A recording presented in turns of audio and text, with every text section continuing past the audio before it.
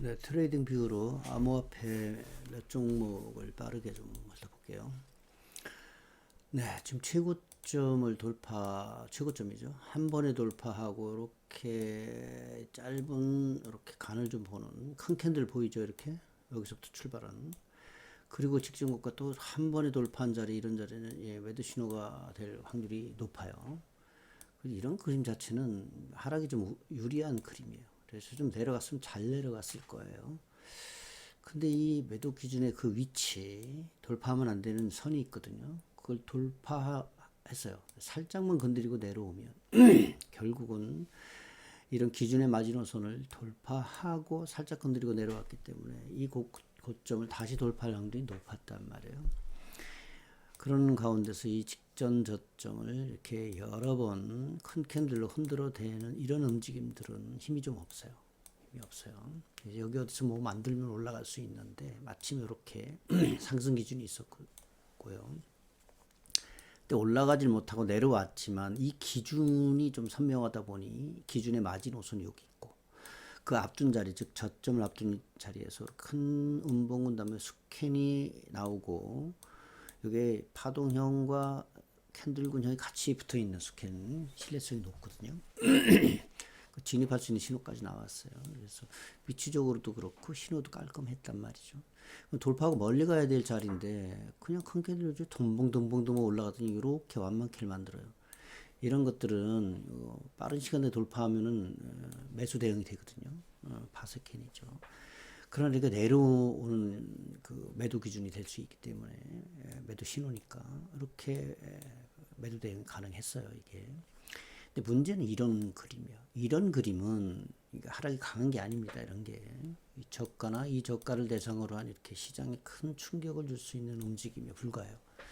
그러면 그 다음에 이 안에 갇혀가지고 만들어지는 파동과 캔들들은 좀 한참 지켜보다가 어느 쪽으로 가는지를 우리가 가늠하고 그리고 가야 되는데, 자 볼게요. 자, 긴 아래 거로 말아 올린 다음에 가운데 아무 자리도 아니죠. 여기서부터 봐야 되는데 이제 보합을 예상하고 있었던 그림인데 하락 기준이 하나 나와요. 서서히 올라갔단 말이에요. 근데 이 올라가는 이 캔들 조합들은 상승이 유리했어요. 근데 당시에 스타디에서 볼 때, 여럿이 다 같이 볼 때, 이 위치에서 진입이 가능하다 얘기 못했던 것은 뭐냐면, 이 큰 흐름 다음에 여기서 만들어지는 이 정도의 그림만 가지고는 고점 돌파로 간다, 내려온다, 이렇게 볼 수가 없단 말이에요. 우리가 보합 예상 구간이라고 할 수 있는 위치가 있고 흐름이 있는데요. 이거는 위치보다는 이런 큰 장대 음봉이나 이 기나래꼬리 이런 거 다음에는 보합이 올 가능성이 높기 때문에 이런 자리를 보합 예상 구간이라고 하는 거예요. 전고점, 전저점의 가운데 부분은 그냥 구간이 보합 예상 구간이고요. 자, 그런데 역시나 아니나 다를까 하락 기준이 또 나와요. 근데 얘랑 기준으로 두 개를 같이 볼 수 있느냐? 그건 그렇지 않아요.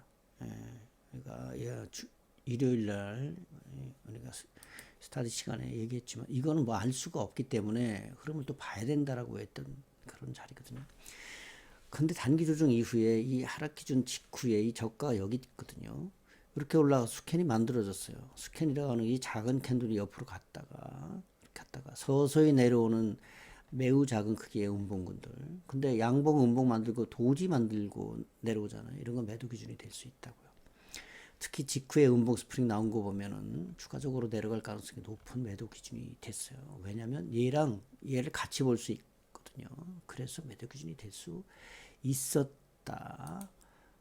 자, 그러면 여기 당시에 그리고 음봉 스프링 매도할 수 있었어요. 네. 다음에 음봉 팽이도 괜찮은데 손절은 여기 잡아야 돼. 여기 요 정도. 그래서 살짝 올라오는데 이 양봉팽이 정도는 매도 대응이 되겠죠. 근데 지금은 이 음봉 스프링이 톡 튀어나왔는데 파동으로 이제 설명할 수 있어야 되는데요. 딱 이 크기로 봐야 돼요. 더 줄이거나 더 커지면 약간의 오류가 생길 수 있습니다. 시각적 오류가. 지금은 이렇게 좀 강한 큰 캔들 위주로 된 하락 기준과 이 저가를 향해 내려오죠. 저가를 향해. 요렇게 짧은 단순 조정, 단기 조정 이후에 스캔 만들고 서서히 작은 캔들 내려오는 이 매도 기준이 완성된 다음에 내려오는 그림이에요. 이게 돌파하는 것보다 짧은 조정 이후에 이렇게 늘어지면서 내려오는 조정이 훨씬 더 잘 또 멀리 갈 수 있는 그림이에요. 이런 거니까 톡 빠지면은 탁 올라왔다가 보합을 하고 내려갈 수도 있지만 어떻게 톡톡 치면서 흐름이 꼬일 수도 있는 그림이 되거든요. 이런 그림은 이 저가를 대상으로 하는 스탑원 등 움직임이 될 수 있어요. 안 그래도 이렇게 흔들어서 물량이 빠졌는데 시장이 깜짝 놀라는 바람에 여기서 좀 시간을 많이 지체하는 과정에서도 좀 문제가 있었고, 그러나 추가적으로 하락이 유리한 그림으로 좀 멀리 갈 수 있는 그림을 지금 만들어 줌에 따라 여기 파동 하나 기다릴 수 있고 여기서는 매도가 가능하고, 자, 그런 조합이라는 얘기입니다. 현재는 이 저가는 돌파의 대상이고요. 여기서 그냥 빠지지 않고 여기서 이렇게 좀 작은 캔들군으로 빠져준다면 좀 더 신뢰성 높은 하락 기준이 완성된다, 이렇게 볼 수 있는 거고요. 그렇게 되면 이 저가를 돌파할 확률이 높아지죠. 우리 입장에서는 이 저가와 이 저가 두 개가 있는데요. 얘까지 하면 세 개죠. 그러나 지금은 얘를 기준으로 보는 것보다 얘를 기준으로 보는 게 맞습니다. 여기서 만드는 이 하락 기준과 작은 캔들군 한 두 개 정도 나온다 하면 이 저가가 돌파의 대상이라서 돌파 전에 들어가는 게 훨씬 합리적이에요. 그러면 돌파하면 잠깐만 내려와도 여기까지 내려오겠죠. 일봉으로 보면 전저점은 여기입니다. 전저점으로 보기가 좀 부족해요. 이 텀이 짧으면 부족합니다. 그래서 이 전저점과 이 전고점을 기준으로 보면 한 이 정도가 가운데 보합 예상 구간인데 거기에 저점이 하나 있어요. 큰 저점이. 전저점이 아니라서 그렇지. 근데 내려오는 꼬락서니가 이런 식으로 파동으로 작은 파동으로 내려오면 이 하락 파동 때문에 이 저가는 돌파될 확률이 높은 돌파의 대상이 될 수 있어요. 이 저점이.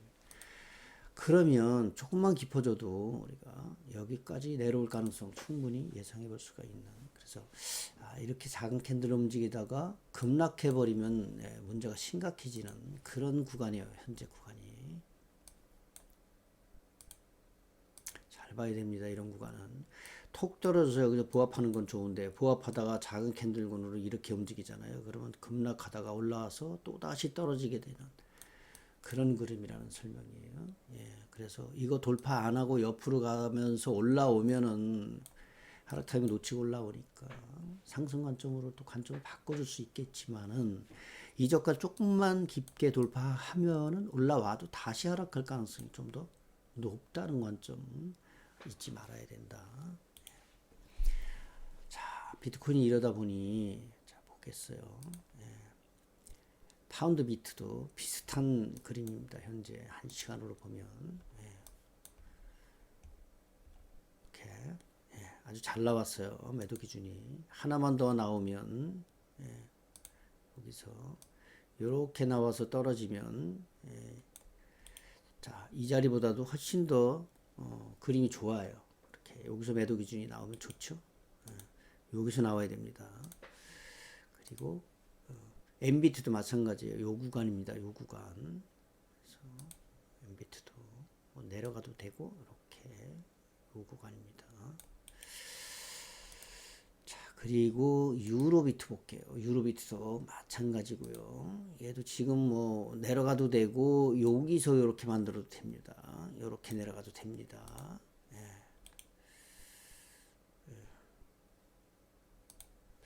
다음에 원비트, 얘는 그냥 빠지죠.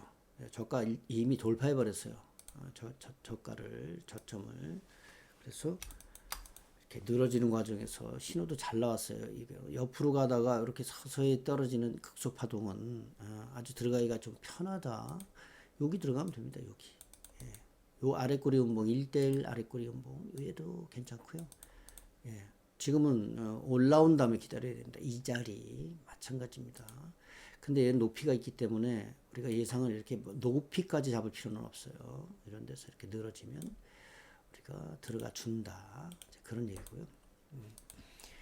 자, 이더리움까지 볼게요. 온 김에 얘도 마찬가지입니다. 이더리움도 하나, 둘, 중파동 3개 이런 것들이 기본 하락 움직임의 유형이거든요. 돌파했어요. 저가가 여기 있고 그 아래 이렇게 자 보합 구간이 있습니다. 여기까지 떨어지면 문제가 발생합니다. 일봉으로 보면 이 전저점 기준으로 가운데 떨어지니까 보합 예상 구간이에요. 그 바로 앞에 있어요 지금.